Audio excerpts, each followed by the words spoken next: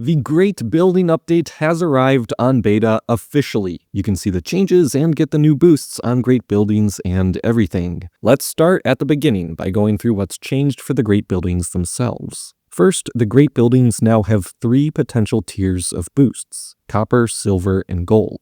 Copper boosts are those that you already know and see on your Great Buildings on live servers today. These bonuses now have a maximum at level 200 of the Great Building. Past level 200, you keep the same boosts and productions, but they will not increase any further. Silver boosts start at level 101. These are new, more powerful ones added on top of the copper boosts and have their maximum at level 300. Again, once you get past level 300, you still keep these boosts and they just don't increase. Gold boosts start at level 201, and these are added on top of the other two with a maximum at level 400. No Great Building can be leveled over level 400 anymore. Once you get to 400, you are at max level and must find a new Great Building to level. Additionally, I think it's important to note that the level of the Great Building is one singular thing.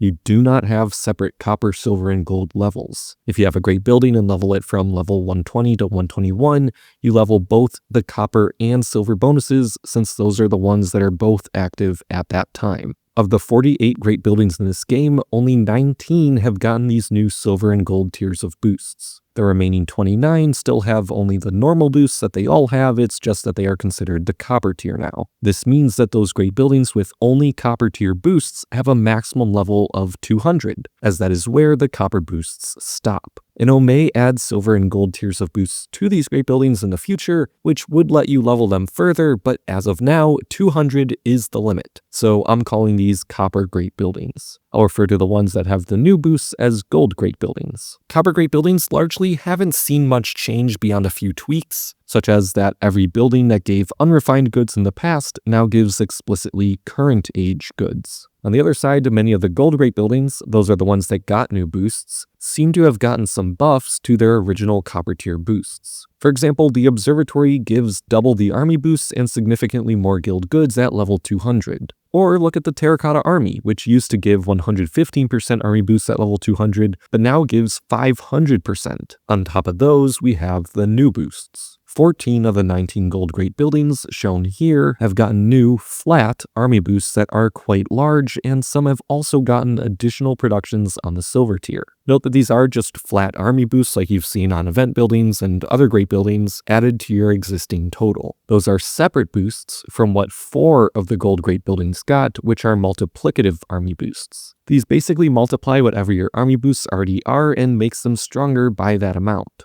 Only the Statue of Zeus, Cathedral of Aachen, Alcatraz, and Kraken have these new boosts. The last of the Gold Great Buildings, the Space Carrier, has just gotten extra resource boosts and productions of goods, and wow, that's a lot of guild goods at max level. Remember, that's the number of each good from your age that it produces. The question, of course, becomes how to level these Great Buildings to get those powerful new boosts. The answer there involves us taking a step back and looking at leveling costs, and I want to thank Out of the Line for her data collection on the costs of various levels. It was instrumental for this. The big thing is that the way Great Buildings are priced for leveling has changed. If you're a nerd like me, know that it went from exponential to a piecewise linear leveling system, but if you're not a nerd, here's what that means. For Copper Great Buildings, the cost to level your Great Buildings to either 100 or 200 is about the same as it was before, but the individual level costs are a little bit different. Take the Cape Canaveral as an example. It costs around 3.9 million forge points total to get to level 200 on both the beta and live servers. However, these are the individual costs for the level, where the red line is the new system and the blue line is the old one. They're a little bit different, but they end up in the same spot. Also, it's important to note that the contribution rewards that other players get on your Great Buildings have not changed in this update. They are the same as before.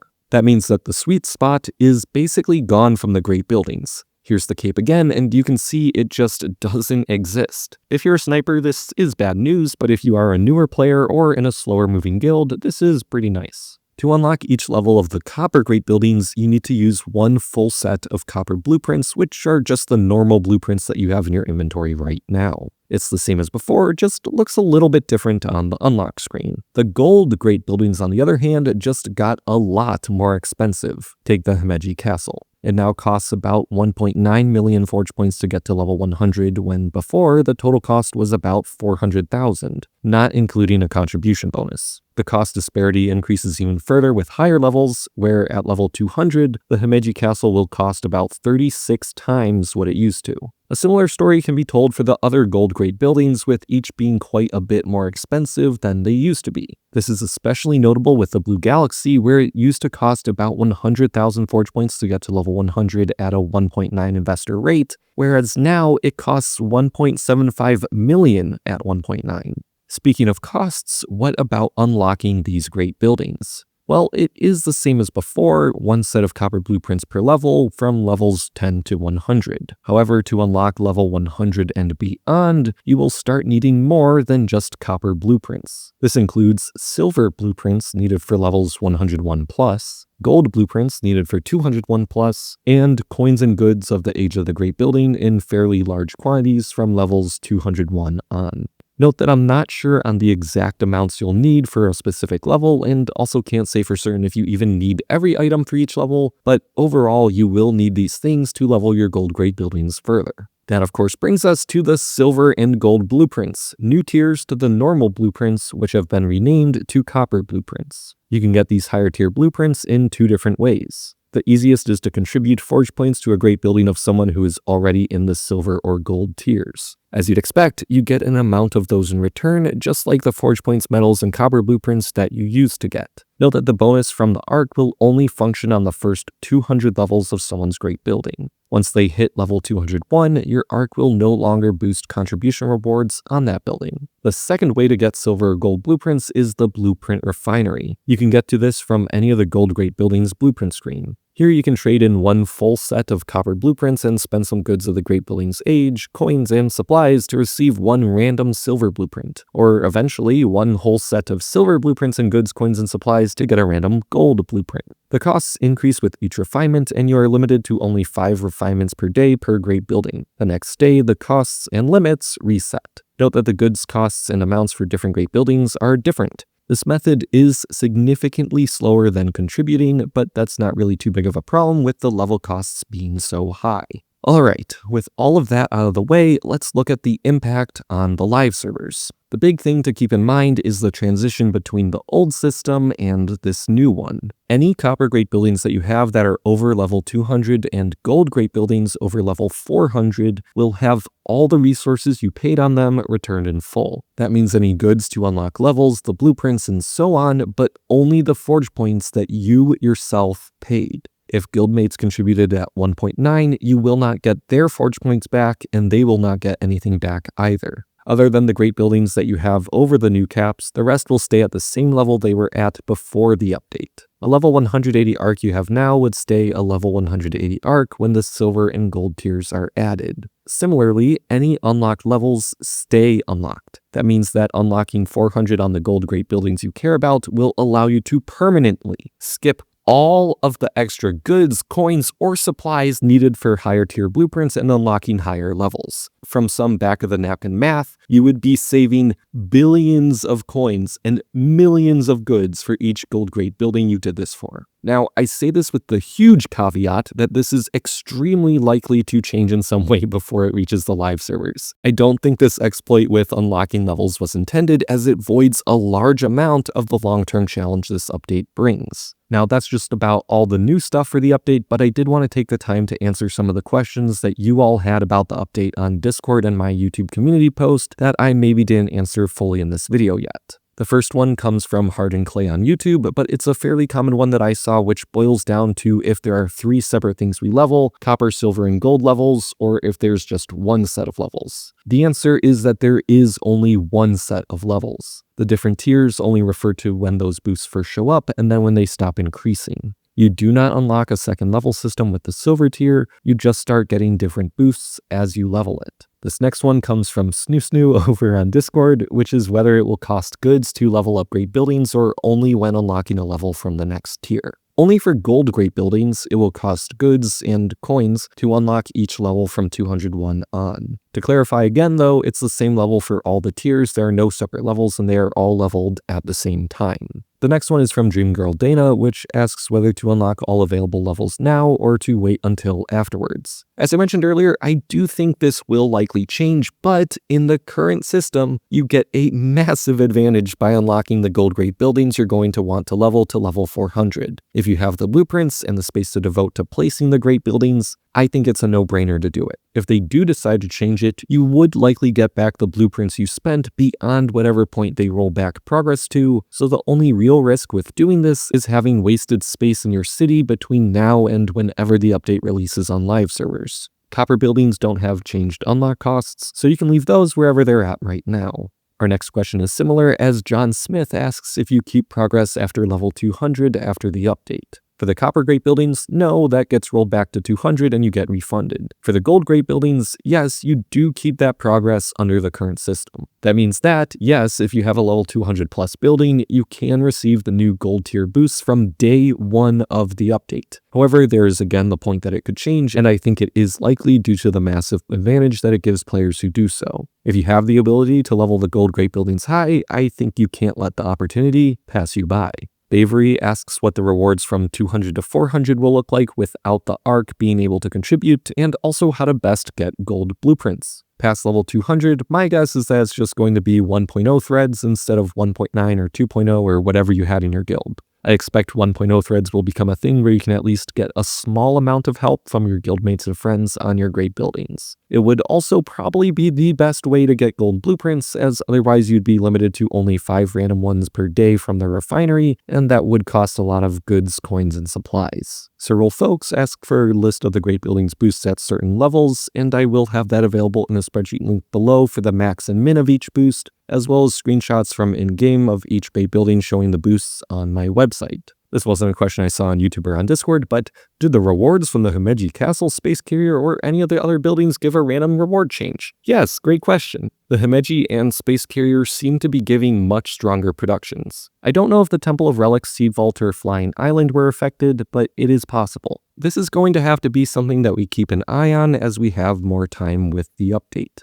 The European on Discord asked if I could make a simple summary to share in-game, so here goes. These great buildings will be getting capped at level 400 and will be getting extra boosts from level 100 on. They'll be getting more expensive to level, but also much stronger. These great buildings are getting multiplicative army boosts that make your existing army boosts better. The rest are mostly focused on flat army boosts, with a few buildings getting large productions of forge points, goods, and guild goods. It's probably a good idea to open the great buildings above to level 400 to take advantage of the free level unlocks. However, this will probably get changed or fixed before it reaches live servers, so do at your own risk.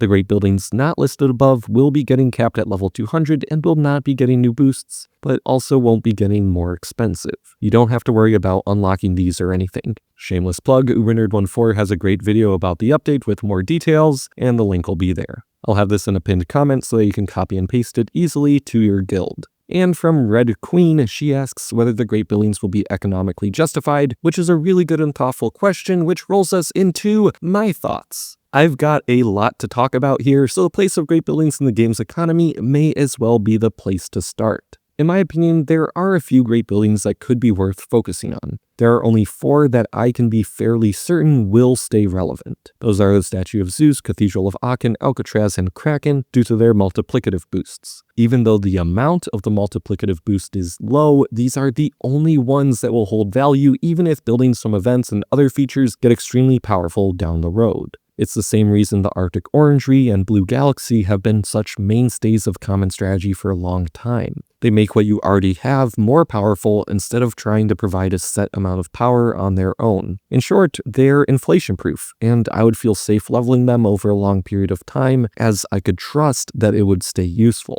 I cannot say the same of the other gold great buildings for certain. While the 48,000 of each guild good from your age, a total of 240,000, looks absolutely amazing from the Space Carrier at level 400, I don't know whether we will have buildings giving more than that by the time I finally contribute the several billion forge points, millions of goods, and such that I would need to get it to max level. That said, it may have value in the near future where you can afford a few 100 million forge points in a couple years. I just don't know, and it's a choice that we're all going to have to figure out for ourselves. To me, this is one of the most critical parts of the update that feels like it's missing. Other than the 4 great buildings with multiplicative boosts, all the other great buildings have received flat productions or boosts, so it's incredibly hard to make a call on whether or not you will get value for the high cost. We might as well next talk about the costs themselves. This is something that I actually am a fan of. I like that the great buildings get so insanely expensive in terms of the forge points, goods, and other resources. Great buildings are fundamentally supposed to be long-term goals. The Ark was released when the best forge point building in the entire game was still the Shrine of Knowledge, which gave 1 forge point in 4 tiles. The best right now, not including any sets, is the Ascended Snowdrop Garden, giving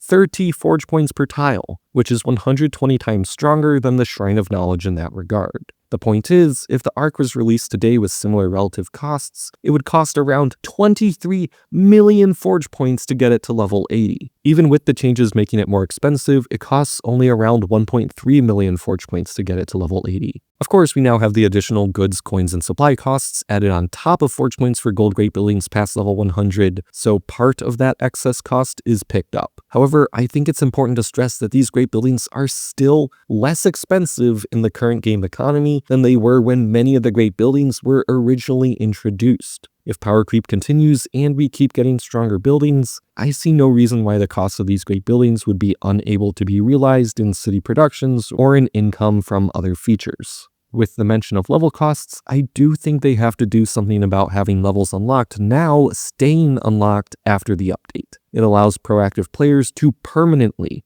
gain an advantage where they don't have to pay any of the large costs of goods, coins, supplies, and higher tier blueprints. I think that progress should not carry over. It's just way too strong of an exploit. And also, this is a bit of a hot take, I think players should not keep the levels of the gold great buildings that they already have completed. While I understand the value in keeping them, especially for something like the Ark where losing that bonus by dropping to a lower level would be devastating, I don't think existing established players should get such an extreme advantage over a new player without a super high level great building when the update drops. Before this update, a player with a level 200 Arctic Orangery would have had to spend about 3.6 million forge points to get it. After the update, a player would have to spend about 200 million forge points to reach the same level, as well as however many silver blueprints are required. I don't see a reason that a player who already has the great building should receive the equivalent of nearly 200 million forge points for free. My suggestion would be to maintain forge points spent, not levels. If a player has spent 1 million forge points on their Arctic Orangery, they are at the equivalent level for that many forge points spent after the update. While it would likely result in a drop of the boosts at that level, I think with some balancing tweaks it can be mitigated.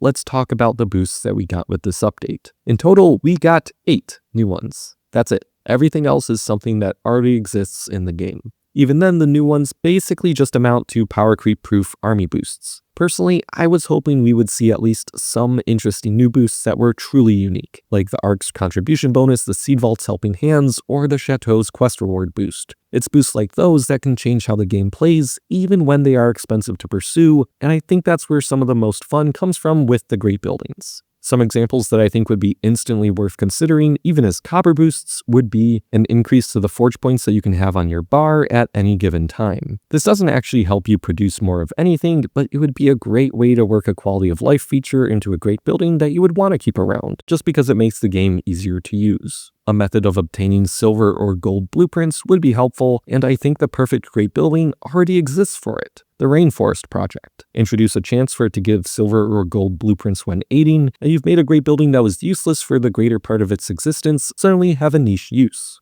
As one last idea, since this video is already way too long, I think just examining existing great building bonuses and improving them would be helpful. For example, maybe a multiplicative boost to population instead of a flat amount, and the same with happiness. So, at the end of all of this, do I think the update should come to live servers as it currently is? No. I simply don't think that it's ready yet, but I do think there are a lot of steps in the right direction that I would like to see be followed through on. Fixing the levels and resources that carry over is paramount in my mind, but I would also like to see a bit more creativity with the boosts that some of these buildings get instead of just army boosts, even if they are multiplicative ones. I hope they stay firm on the costs, however. To me, it's not a bad thing to have extremely long-term goals, and it's something that is necessary for the game to be healthy. Overall, I hope with a few small changes, this update can truly take the Great Buildings to the next level. I will keep you updated if there are more changes to the Great Buildings. Subscribe so you don't miss anything. Consider joining my Discord server if you want to chat about the game and new features like the Great Building update. The link is in the description. And as always, I'll see you all next time.